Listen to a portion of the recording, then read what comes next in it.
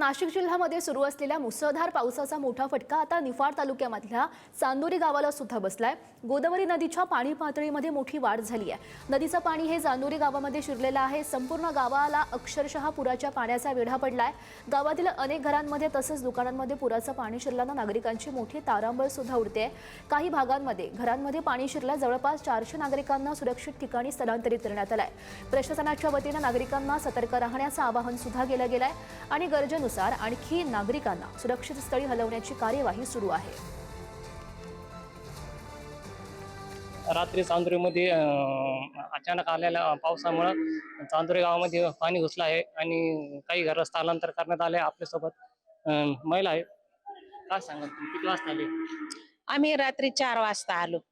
म्हणजे बाहेर निघता कोणी 2 ला आलं, कोणी 4 ला आलं, कोणी 5 ला आलं। असं जसं आवरलं तसं आम्ही ज्याचे ते निघून आलो। पण तेवढ्या रात्रीला लाईट नव्हती, तरी पण मग आम्ही एवढ्या अंधारात आलो 4 वाजता। कोणत्या भागात? आम्ही इडलीचे चांदोर सायकल। आम्ही एकलव्य नगर म्हणजे आम्ही सरकारी दवाखान्याजवळचे आम्ही। हा, पाणी भरपूर होतं ना। आणि म्हणजे रात्री 12 ला पडलं ना पाणी, तर मग आता भरपूर पाणी होतं। ते निघताना करता तर भरपूर पाणी होतं। हा, आता पाणीच आमच्या घरांमध्ये। दरवर्षी अशीच परिस्थिती? हा, दरवर्षी राहती परिस्थिती। दरवर्षी इकडं जा तिकडं जा।